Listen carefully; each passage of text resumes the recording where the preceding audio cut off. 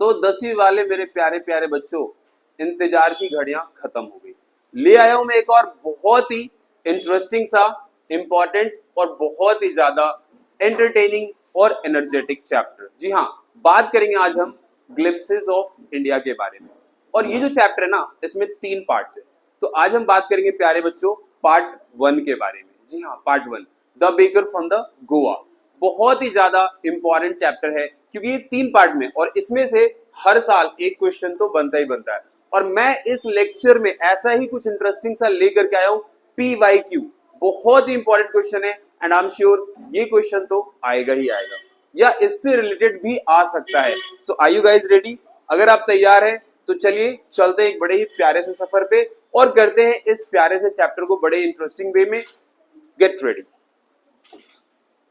तो सबसे पहले बात करेंगे प्यारे बच्चों इस चैप्टर के, इस टॉपिक के सारे इंपॉर्टेंट वोकैबुलरी के बारे में। तो सबसे पहला वर्ड है ट्रेडिशनल। ट्रेडिशनल का मतलब होता है पारंपरिक, पुराना। क्या? पुराना या पारंपरिक। एक और वर्ड है इसी से रिलेटेड, गोवान। ये गोवा से संबंधित है, गोवा के गांव को गोवान कहा गया है ना। लोव्स, पाव रोटियां, खाने वाली जो पाव रोटियां होती है उसे लोव्स कहते हैं। वेनिस, गायब हो जाना, खत्म हो जाना। मोल्डर्स, आकार देने वाला, सांचा जैसा होता है जिसके अंदर कोई चीज सांचे में ढाला जाता है। फ्रांसिस, भट्टी, जहां पे बेकिंग की जाती है, उन भट्टियों में जहां पे इस प्रकार के पाव रोटियों को पकाया जाता है। The next word is extinguish, बुझा देना, है ना। फायर एक्सटिंग्विशर देखा है ना, क्या काम करता है वो? आग को बुझाने का। थर्ड, भारी आवाज। जो यहाँ पे इस चैप्टर में जो लोग पाव रोटी बेचने आते हैं वो भारी आवाज में गीत गाते थे, वहीं से ये थर्ड वर्ड लिया गया है। The next word is jingle, झंझनाहट। वो अपने डंडों में कुछ झंझनाने वाली चीज बांध के रखते थे और उसे जिंगल करके वो लोग थर्ड यानी कि भारी आवाज में गले से गीत गाते थे। हेराल्डिंग, सूचना देना या ढोल पीटना। लोफ, डबल रोटी। रिब्यूक, फटकार लगाना, डांट डपट करना। फ्रेग्रेंस, सुगंध। एक वर्ड इस चैप्टर में बार बार रिपीट हो रहा है, दैट इज बॉल। मीठी रोटी को बॉल कहते हैं। एक वर्ड और आपके सामने आएगा, काबई, गोवा का परिधान है ना। स्टार्व्ड, भूखा रहना या भूखे मरना। तो ये तो था प्यारे बच्चों इस चैप्टर के सारे इंपॉर्टेंट वोकैबुलरी। अब हम चलते हैं चैप्टर के समरी की तरफ। अ baker from Goa, part 1।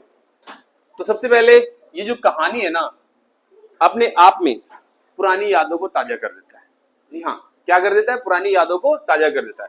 So it's nostalgic portrait of the traditional Goa. पुराने समय के गोवा का एक अच्छा सा, बड़ा प्यारा सा चित्र प्रस्तुत करता है।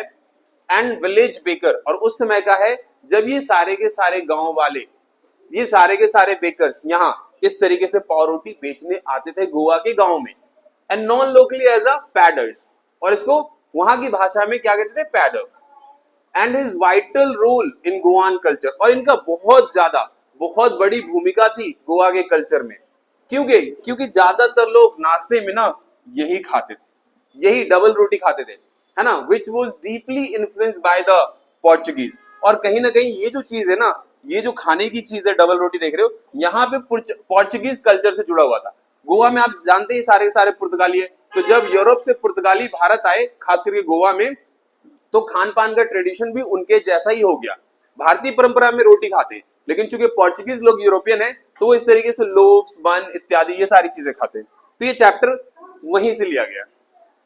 Now what is the nostalgia and tradition? क्या है वहां पे परंपरा, क्या है वो पुरानी यादें? चलिए देखते हैं।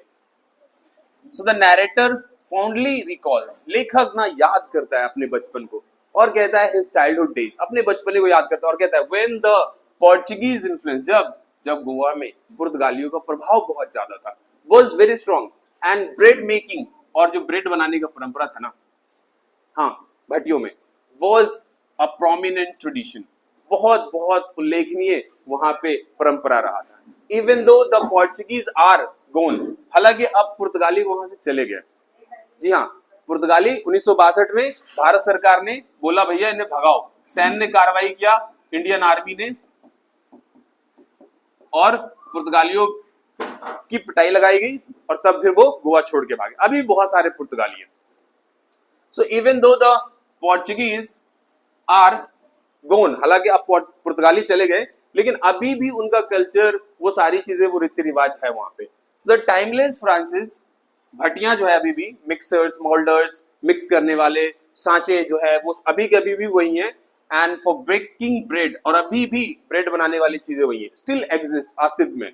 सो with the baker sons continuing their legacy, और अब उन बेकर्स के जो पुत्र पुत्रियां हैं वो उस काम को, अपने परंपरागत काम को, अपने जो है फोर फादर से चले आ रहे काम को, उस लेगेसी को बनाए रखे। द बेकर्स अराइवल, जब बेकर आते थे तो क्या माहौल होता था? So the baker was a friend, companion and a guide. Baker जो है अपने आप में वो फ्रेंड भी है, सहपाठी, कंपेनियन भी है, सहसाथी भी है, गाइड भी है। So he would visit the home, वो घर घर जाता था, ट्वाइस अ डे, दिन में 2 बार, एक सुबह सुबह, एक शाम में। Once in the morning to deliver, एक बार सुबह सुबह डिलीवर करने के लिए, and again in the evening, क्या? लोव्स को डिलीवर करने के लिए सुबह शाम 2 टाइम जाता था। आफ्टर सेलिंग हिज स्टॉक, और अपना पूरा का पूरा स्टॉक, पूरा का पूरा जो है स्टॉक बेचने के बाद, his arrival was announced by the distinctive jingling third, और उसके आने की जो है ना एक साउंड, एक शोर सुनाई देता था, और वो क्या था? जिंगलिंग थर्ड, यानी कि वो भारी आवाज से जिंगल करके गाना गाते थे। इस तरीके से वो छड़ी में कुछ घंटियां बांध लेते थे और इस तरीके से वो उसी से जिंगल करते थे और भारी आवाज में गीत गाते थे, जिससे लोगों को पता लग जाता था कि भैया बेकर्स आ गए, पैडर्स आ गए। और वो अपने साथ बैम्बू वगैरह लेके आते थे, उस बैम्बूज में इस तरीके से बंधे होते थे और लोगों को सूचित करते थे।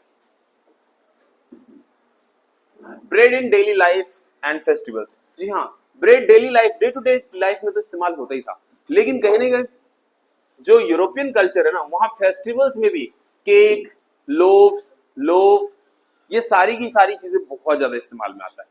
सो the maid servant would buy the loafs, जो नौकर थे घर के, वो लोफ्स खरीदते थे फॉर डेली कंजप्शन, हर दिन के खाने पीने के लिए। स्वीट ब्रेड, मीठी रोटी, जिसको बॉल कहा गया है, bol was a must for marriage gift. जी हाँ, शादी विवाह में तो ये बॉल दिया ही जाता था। इस प्रकार से आप देख सकते हैं, ये मीठी रोटी तो दिया ही जाता था। The lady of the house would prepare sandwiches, और घर की महिलाएं खुद भी घर में सैंडविचेस बनाती थी फॉर हर डॉटर्स एंगेजमेंट, अपनी पुत्रियों के एंगेजमेंट के लिए। केक्स, आज भी क्रिश्चियनों में केक बहुत ज्यादा पॉपुलर है। सो केक्स एंड बॉलीहॉन्स, कोकोनट कुकीज है ये, ठीक है। बॉलीहॉन्स जो है एक कोकोनट कुकीज है, बिस्किट टाइप का, वर एसेंशियल, ये बहुत ही खास था, इसके बिना तो कुछ हो ही नहीं सकता था। फॉर फेस्टिवल लाइक क्रिसमस, और क्रिसमस इत्यादि पे ये बहुत ज्यादा बनाते थे। केक हो गया, बॉलिन हाइस हो गया, ये सारे के सारे क्रिसमस पे, मैरिजेस पे बनते ही बनते थे। ये एक कह लो शानदार पकवान था। जैसे हमारे यहाँ होली पे गुजिया बनता है ना, और दिवाली पे मिठाइयां, उसी तरीके से ये सारे की सारी चीजें। द बेकर्स एचियो, जी हाँ, इनका ड्रेस कैसा था, किस प्रकार के कपड़े पहनते थे? तो इनका एक खास अटायर होता था, that in the old Portuguese days, पुराने दिनों में जब पुर्तगाली वहां थे, उन पुराने दिनों में ये खास प्रकार का वस्त्र धारण करते थे। द बेकर वोर अ यूनिक, जो बेचने वाले थे या पकाने वाले थे, वो एक खास कपड़ा पहनते थे, सिंगल पीस होता था और वो घुटने तक फ्रॉक टाइप का होता था, है ना, कॉल्ड कबाई, जिसे कबाई कहा जाता है। सो लेटर ड्यूरिंग द नैरेटर्स चाइल्डहुड, बाद में लेखक के बचपने में, कब? लेखक के बचपने में, दे ऑफन वोर अ शर्ट एंड ट्राउजर, कभी कभार वो लोग शर्ट और ट्राउजर भी पहनते थे,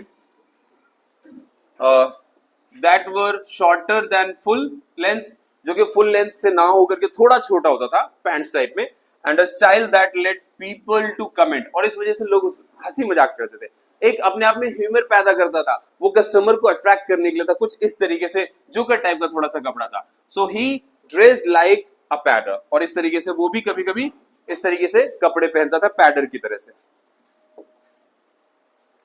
सो baking was considered a profitable profession, जी हाँ, जो बेकिंग है ना, अपने आप में बहुत ही ज्यादा प्रॉफिटेबल प्रोफेशन था, लोग बाग इससे बहुत कमाते थे, बहुत धन छापते थे।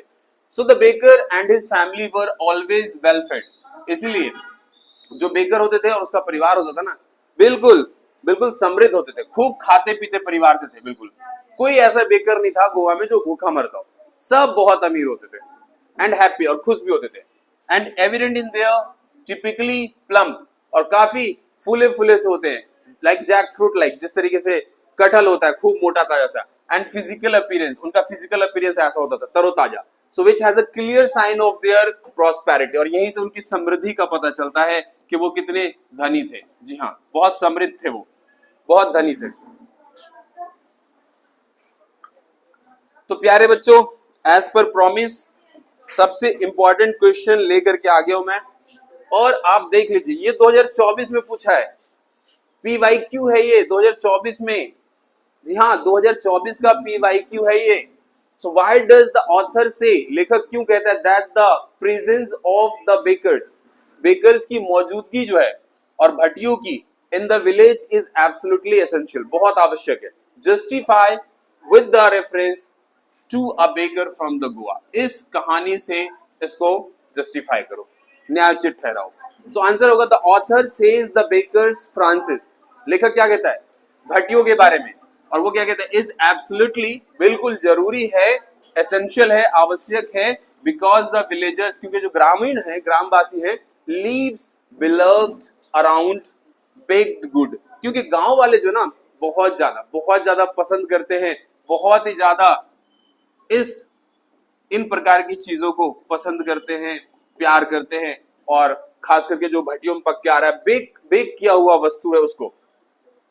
So various preparations like ball, बहुत सारी तैयारियां होती है बॉल बनाने का, वेडिंग्स में केक्स, जैसा कि मैंने बोला bol in house for Christmas, Christmas के लिए, and sandwiches for engagement parties required the baker's presence, तो बेकर की मौजूदगी जरूरी थी।